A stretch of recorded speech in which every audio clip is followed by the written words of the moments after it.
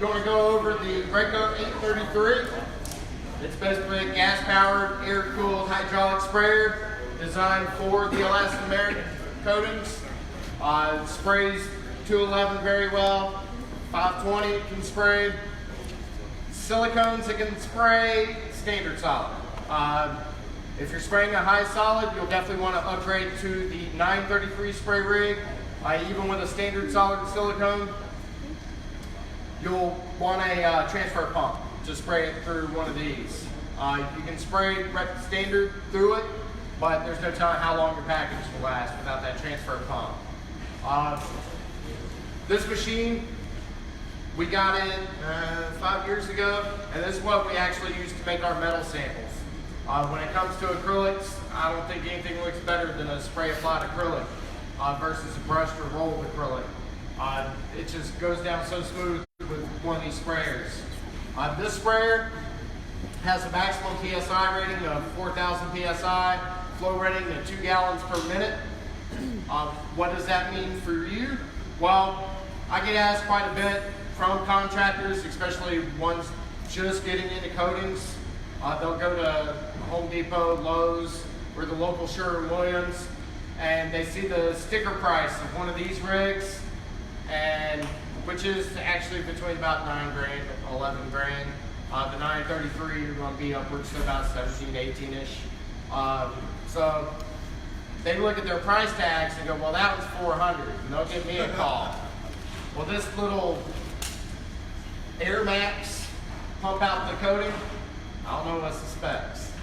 You read off the specs, because there's so many different rigs out there. I can't tell you right off the top of my head what rig can and can't spray. So I'll always ask for the specs, and they'll come back and say, oh, it's 2,000 PSI with a flow rate of under a gallon. I inform them, nope, can't do it. We do not recommend that. It's not going to produce a good spray.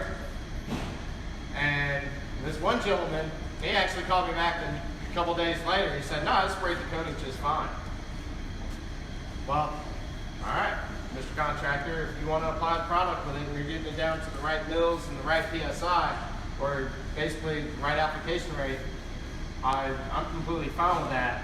But you're probably going to have to do more than 2 passes because with a really low flow rate, you're not going to be able to push as much material as you would like.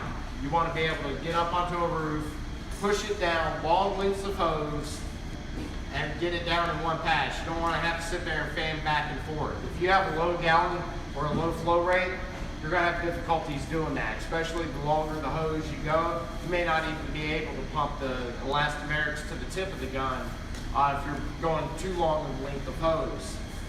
The PSI is important because if you have very low PSI, your spray pattern is going to be clumpy. It won't look good because you're not able to atomize the coating to where it needs to be at for that nice, smooth application rate.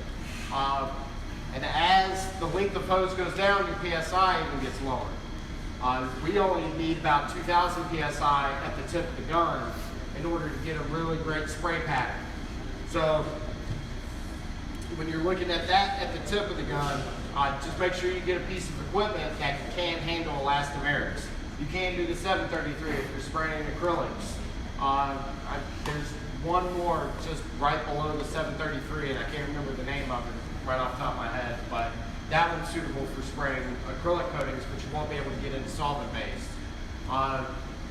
You need a machine that has a lot of oomph to get some good solvent-based products like high solid silicones and some of your thicker products out there to get it through the pump. But the 833, it's got a standard Honda motor on the back of it.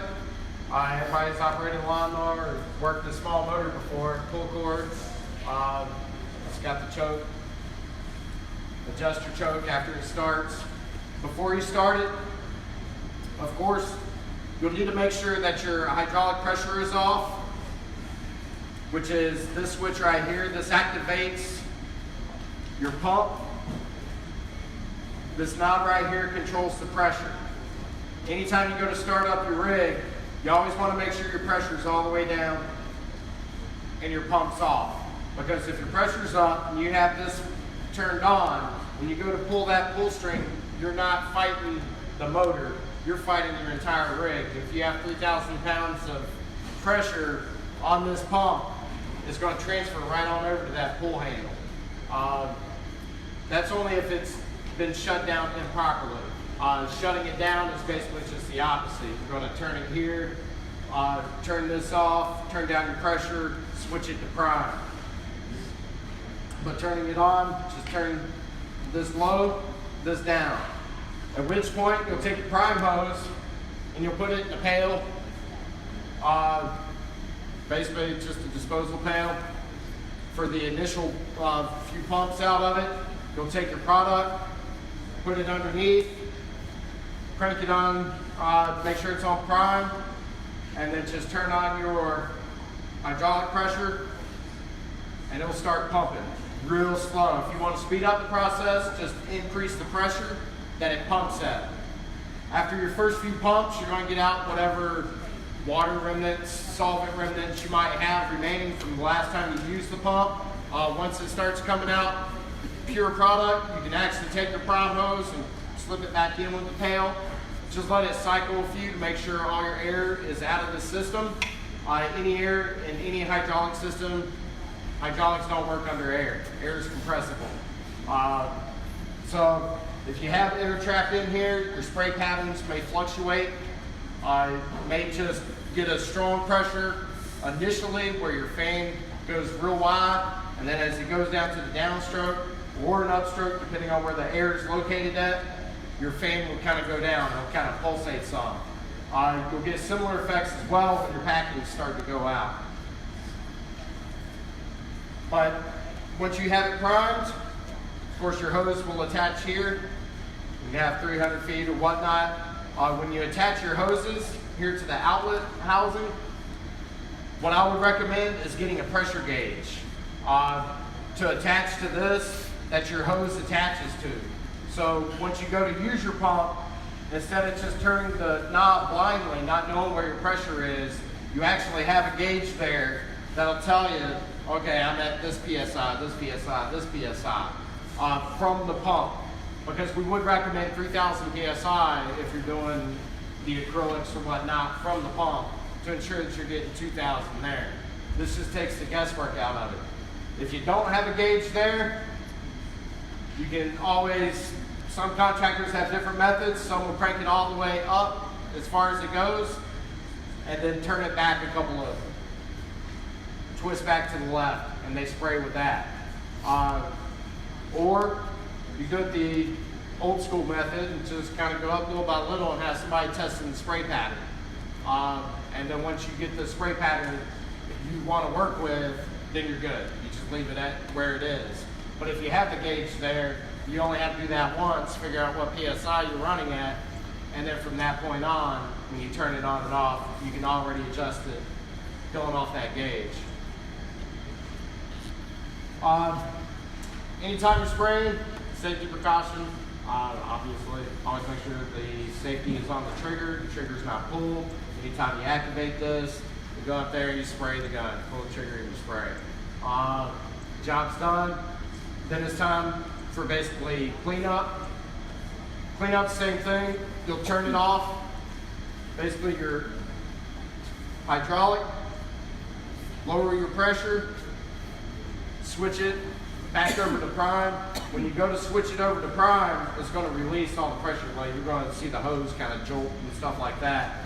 But once you get it down to all the pressure out and it's on prime, lift it up, take your pail out, put an empty pail in with water, and just run some water into it, cycle some water through prime. Once it starts coming out clean, then you can just switch it back over to your line and flush out your line. And that's basically cleanup. Once you're done flushing it, your water's clean, you want to go at least a minimum 20 gallons, 4 or 5 gallon pails when you're cleaning it. If you're going solvent material, use the solvent that's recommended.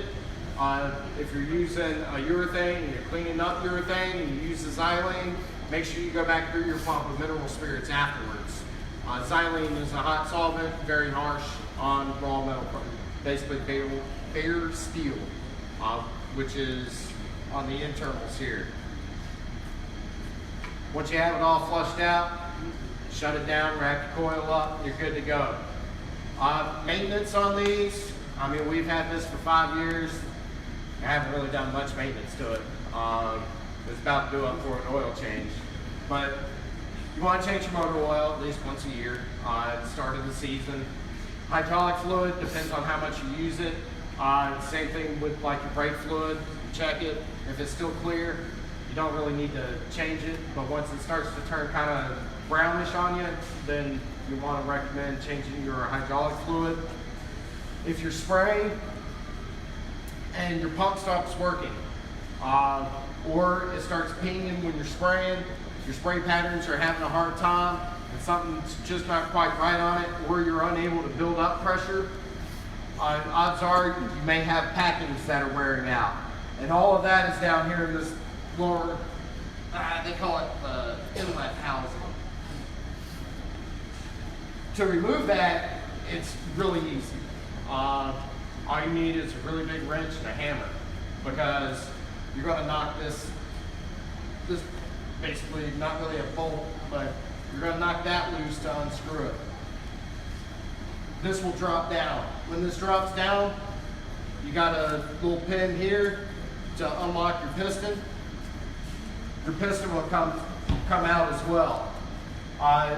Down here at this housing, you'll have to unscrew this as well. There's a check ball in here. Basically, it's just a metal housing with a big ball bearing in there. Over time, that'll start to wear out as well. In fact, last time I had this off on here, our check balls start to chip. Just with age, getting a little bit of rust, it's getting worn. So everywhere that ball is going down at, it's digging into the metal there, it's starting to chip. This thing's going to short noise after this, by the way. They do all the work. But once you drop this and you have this off, your piston will come out. Your lower packings are really easy to replace. They're right there. It's a leather packing and plastic packing, and a leather packing and a plastic packing.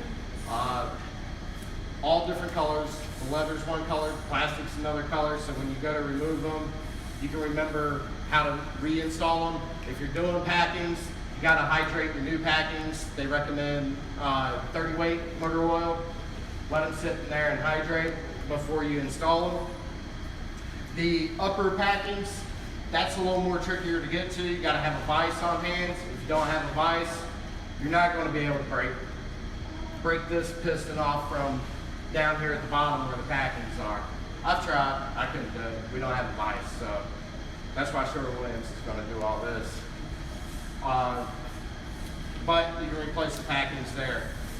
The first time you disassemble this, it'll take you about maybe an hour. The more you do it, out of necessity, obviously, you can have this thing down and apart in about 15-20 minutes. And packings replaced, back assembled, and up and going within an hour. So if you do have rigs, it's very simple to work with. And maintenance, if you know your maintenance and you're on a job site, you're not going to get shut down for the day because your pump stopped working and you have to take it to the local shop to get it worked on. And if the local shop's anything like what's around here, 3 weeks. That's what timeline they give me when I say, hey, can you do maintenance and replace my packings? Yeah, it's going to take about 3 weeks. That's their two number. Yep. So, costs a lot more than $40. Other than that, any questions regarding spray rigs? This one in particular? None? Zero? Nada? Sweet? Alrighty. Yep. Moving on. Not gonna get a demonstration.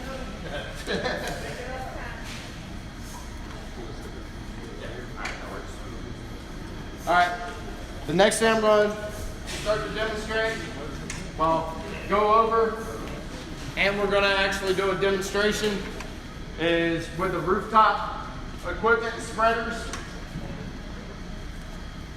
I'm sure you guys have seen them either at trade shows, on our website, or hopefully they're getting more and more common out there. Pretty ingenious item that they came up with. So Rooftop Equipment is a small little company based out of Pennsylvania. Several years ago, they came up with these spreaders, and they're pretty much ingenious for a flat roof. This is a single wide spreader. They do offer them in 27 inches and 40-inch width spreaders. All it is metal frame, plastic tank, and it looks like something that my cat used to play with. Basically, it's their rollers. The roller construction is real thick cardboard glued together with carpet glued to the outside of it. That's the basic construction of it. And they have a little bit of PVC in there just for guide rails on the rod that holds the roller on there. To assemble one of these, they come in a box. Assembly time, 15 minutes, right out of the box. So if you ever purchase one of these, you can have it shipped directly to the job site. You can set it up there, or you can get it sent to the shop and do it there. It does come with one roller. So if it's going to the job, make sure you have extra rollers on hand. These rollers, although they're a little bit more costlier than those little 3/8 snap rollers you can get at Lowe's with the little rollers, if that's how you roll your roofs. They cost a little bit more, but they're not reusable. If you're using a solvent-based product or anything like that, to try to get another day's use out of it, you won't be able to. Because one, you're not going to be able to stop that coating from curing overnight, so you'll end up with these little goobers on it that are going to get stuck in your coating job. Another risk factor that you're going to have with this roller is as it sits overnight, the cardboard is going to start to absorb some of that solvent from the product, and it's going to cause the glue to come undone, and the roller's just going to fall apart. So to save yourself some headaches, just plan to use one of these per use. If you go out for lunch, it'll be fine during lunch, as long as you're taking a 30-minute lunch, not a 4-hour lunch. But if it's going to sit a long period of time, just anticipate that when you're planning out the job costs and everything like that. If you're using a water-based product, you can attempt it. You put it in some water or something, try to reuse it. But the last thing you probably want to deal with is try to replace one of these when they fell apart on the roller while you're rolling out the product as well. Especially if your hands hadn't gotten dirty yet that day. But they're really easy to replace. Take 2 minutes, just a little rod here, cotter pin, slide the cotter pin out, roll comes out, and then you slide the cotter pin back through. Keep in mind, with these rollers, they pack in like dielectric grease or something in the middle of it. So when you jab this rod through, it will form on the outside there. It's pretty oily when it gets on your hands. But to use one of these, it's gravity fed, so tilt it onto its side. Make sure it's clean. There are holes that it pours out of the bottom here. So if it's not clean completely, those holes can be clogged. You'll have an uneven pour pattern coming out. Your coating may just come out very slow, which means if the coating's coming out slow, your guy's walking slow. When guy's walking slow, job's going to be slower. Now, if you buy one of these and you know you're using one single component through it all the time, if you get it and it's not flowing fast enough for you, you can't always modify it. But if you do modify it by widening the holes, you can't go back. You can take away, but you can't go back. So if you do look at modifying one of these, just do it small increments at a time, so that way you don't over drill and it just pours out and your guy's trying to have to run triathlon up there on top between grabbing pails, relaying it back, doing a lap around the roof, coming back. But once you have your spreader all assembled and you're on the roof, you're ready to start the job, when you're using one of these, what you probably would like to do is space out your pails to where you know you're going to need to refill this if it's a large enough roof. If you're using a 40-inch, it holds 2 pails, just slightly more than 2 pails. So you have 2 pails staged every 300 feet that you're pulling this. or however the math works out, where you know you're getting all the product down within the specified coverage area. And just go stop to stop as you work the roof. If you're doing a smaller roof, you just have a guy on hand that'll go from where the pails are stored at, mix them before use, and then just come and meet the guy when it's time to refill this. But you pour your coating in, lift it up, your coatings will pour, and it'll prime up the roller. And then from then on, walk in front of it, and you just drag it behind, and when you're done, just lift it back up and set it down. If you're doing a job and you finish up and you're going to leave your spreader there, I would always try to recommend to leave it in this position, because if you leave it in this position, especially working with urethanes, when you come back up there, you're going to have a razor knife or something, because either you're going to have to cut the roller apart to separate it from the roof, or you're going to have to cut the substrate loose in order for you to move it back up off the roof.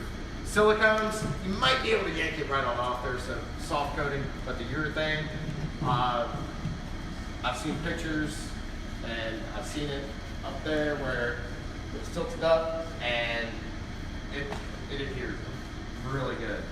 But now that I talked about it, we're going to see this puppy in action here in a second. But before I do that, go over a couple of other items.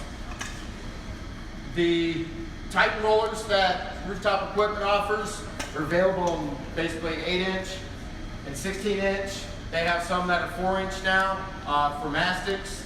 The benefit of these over a standard roller, basically the U-shaped handle at the end that keeps the roller in place. Using a 3/8 roller, even when you're painting the house or anytime you're using one, you have to get that right rhythm if it's L-shaped, or else your roller comes off. And then you find yourself tapping it down, tapping the roller back on, and then moving on. This, you don't have to worry about that. You just secure it and use it. Not have to worry about your roller falling apart or coming off on you. But today we're going to be using an 8-inch to back roll with, because anytime you use the spreader, you're going to have to back roll, and these things are great for that. The extender rod poles here, basically it's 4 foot. You can get it to 8 foot. That's 8 foot, as opposed to so 8 foot's nice. If you need reach, you can go longer. You can double it up, make it as long as you want. This piece of equipment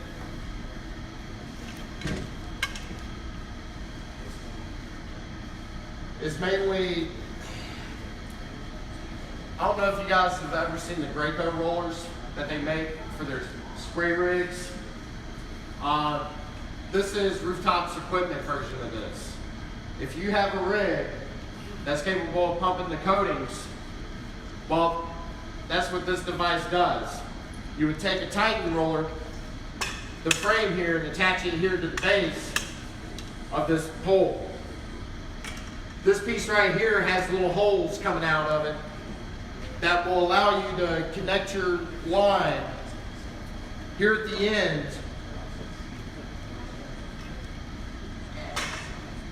Basically with your gun attached, is how I would recommend doing it, so that way you have control of your pressure. And you can roll a roof while pumping your product right out of here onto your roller. Pretty nifty. If you're spraying a job and then the wind picks up, you're no longer able to spray, one of these would probably be a little handy to have. That way you can just connect it up to your gun, attach a roller, and finish your job without having to worry about overspray. The one thing to keep in mind with this though, this is capable of withstanding the PSI ratings of your rig. I think it's 5,000 PSI rated. The end of it, however, is PVC. So if you do connect this up, make sure your pressure is down on your rig. If you're pumping 3,500 PSI, you go full throttle at the end of this. I haven't tried it out yet. I'm still going to try it. one of these days. With water, of course, I don't want to hurt myself, but this won't handle that type of PSI. So it'll either blow out the end caps here, or it can just split here at the joint, or it can just crack the PVC. That's what I want to find out. I want to find out what it does. And maybe it can't handle that kind of high PSI.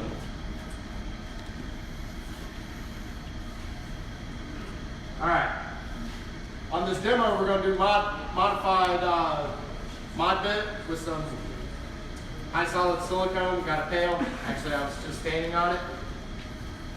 We're going to kick out some of this modified to show you guys how the spreader works.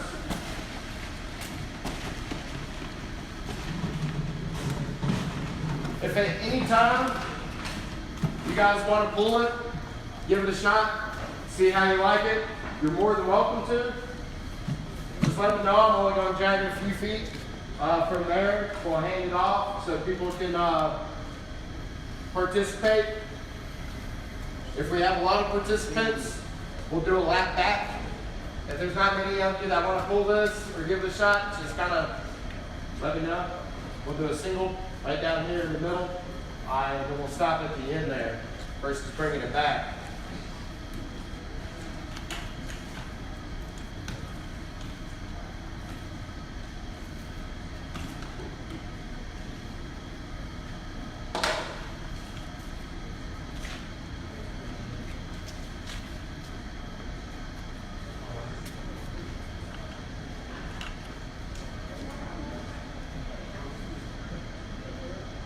Whew.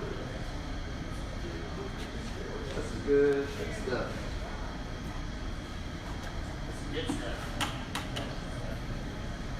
Alright. So this 412 has been kind of sitting back there in the back of the warehouse for a little while here, so it's had time to pick up on me.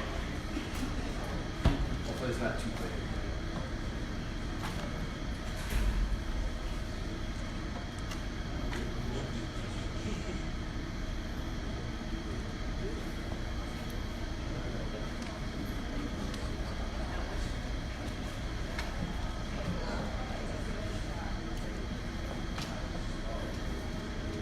If it was a thinner product, it would be at the end there.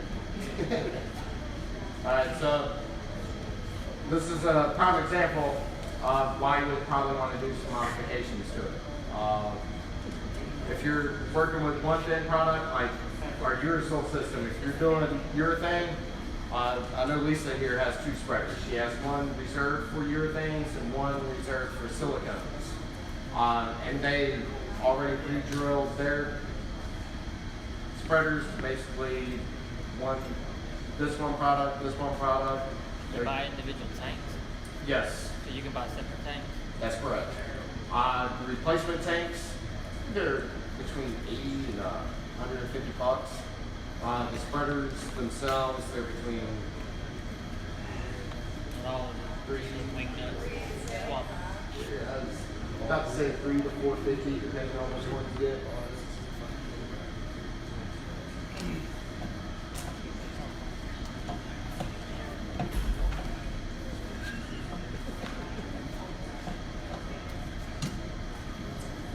So, when you're priming this,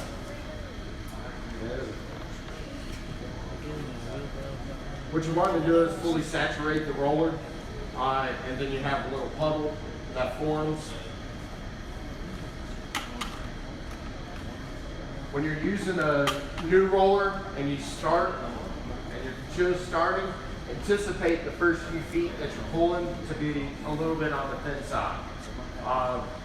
Because the roller's going to look very saturated initially, and then as you get out just a little bit, it'll kind of start to dry out some, and then the coating will really get down in there and start to penetrate, and then pretty much a few feet down, you're back up to where you need to be.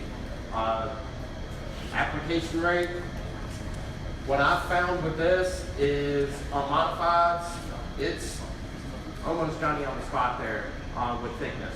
about 22 wet mils. When you go to pull this, you're going to have a puddle of coating that kind of goes with it. You want to make sure that your paste still leaves just a little puddle in front of the roller that's just about to break the sides. You want it to be just barely breaking the sides as you go. If you start pulling it and you're not breaking the sides, you're going a little bit thinner. If it's just pouring around the sides, you're going thicker. If you're rolling it and you're not getting the desired thickness, then you kind of just slow down your pace, build your trails out to however thick or however more product you need to apply to that roof, and then your back rollers will take care of that as they back roll, because they're going to be back there evening out the system. Even when you install this correctly, if you don't have back rollers, you're going to end up with holidays, especially if you're doing the 40-inch spreader. You'll go over just a small little dip and you'll see it. It'll be jet black if you're going EPDM, and then gray with the urethane. If you do come across a holiday like that, you may want to just stop for a second to allow a little additional material to accumulate in that area before you proceed, to ensure that your system is uniformly applied. There we go. All right, this thing's coming. All right. Yeah, I'm not worried about that. All right. So now that we're primed up and you go to apply it, I know y'all can see it there, but as I'm applying it, I have a little puddle here in the front. As you can see, with how thick this product is, my application time for this would be just, so you would definitely drill this out to increase the flow rate. How wide? How much? Half inch. Half inch. What are they right now? Shoot, 3/8.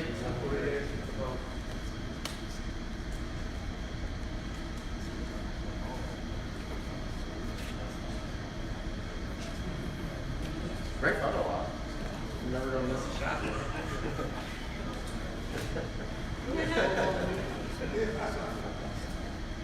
But I'll be honest, it's never this painstaking. Like, now if you have silicone sitting in your warehouse for a couple of years, you're getting ready to move to a new facility and you see a pail that you gotta do something with, and why not use it for a demo? Yeah.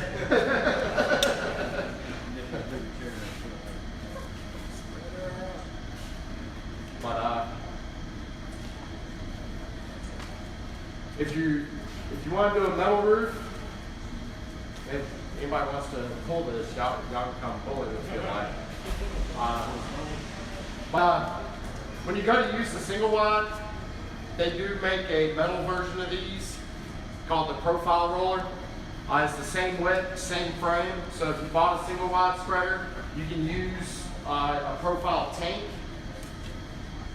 to apply products on a metal roof. They do make special rollers for metal roofs that are designed to form with the roof. They have R-panel, standing seam, trapezoidal, many different profile types.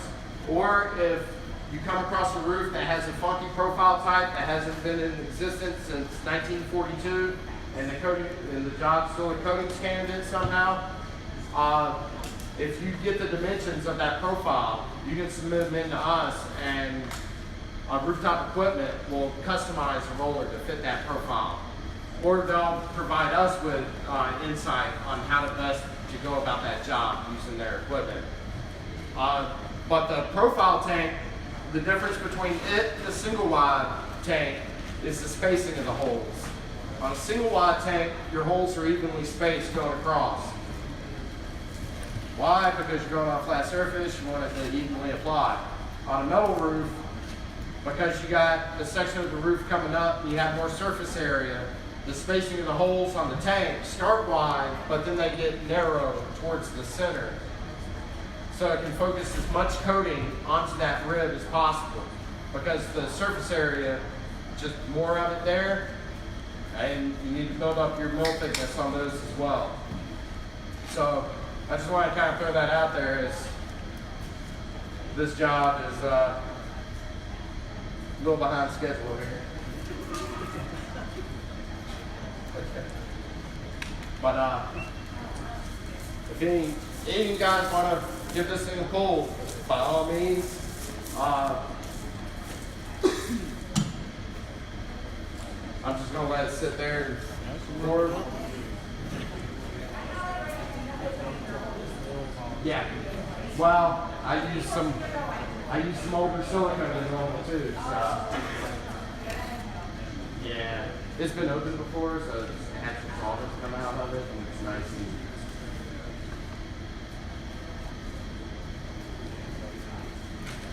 But yeah, this thing's going to get modified when we get back. So.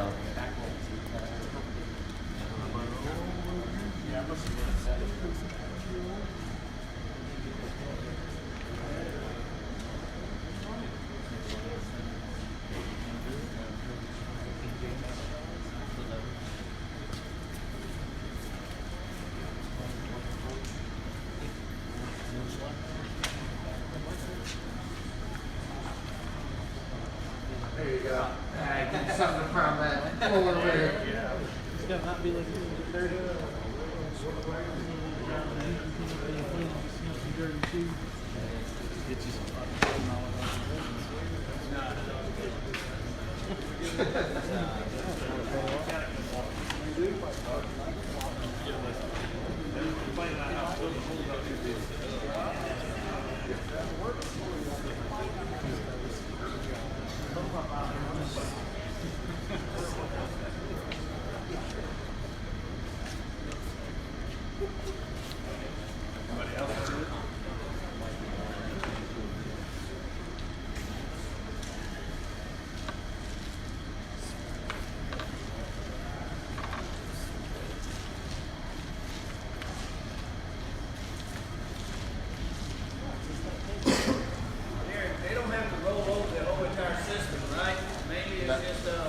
Yeah, it's just where the roller has been. It's typically where you're gonna back. I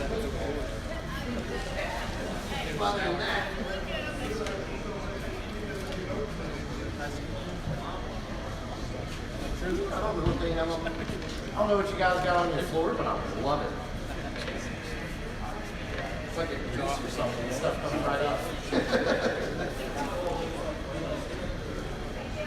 Or it's just dirt. I don't know.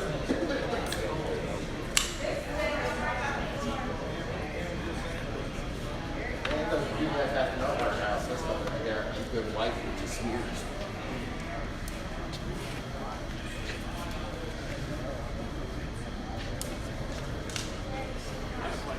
Yes.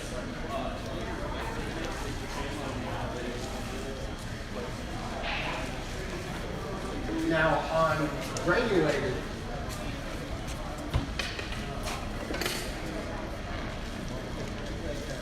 when you go to do your mill gauge, it does read the same. It'll be like 24 wet mills. You would go a little bit slower with this.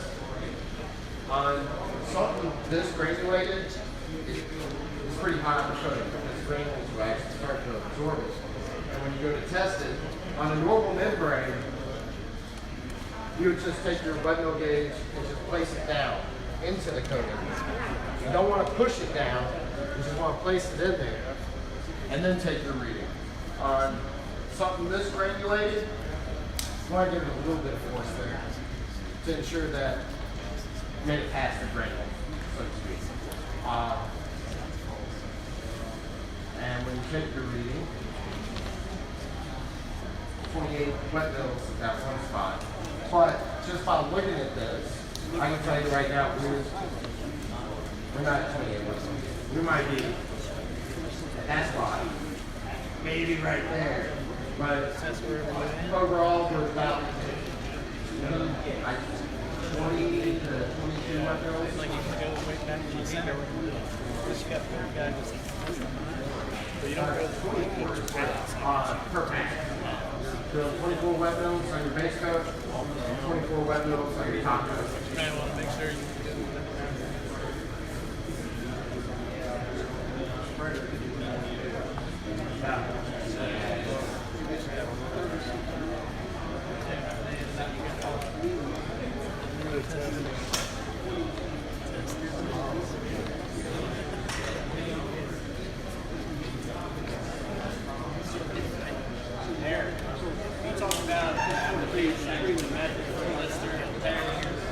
For the what? Alright. Well, you got a couple methods there on how to go about it. One method is to basically cut an X into the blister and then take some 522 or some urethane, tuck it underneath the blister, and then you lay it down overnight for it to cure. Well, you just want it to cure the back down. That's one way to go. The other way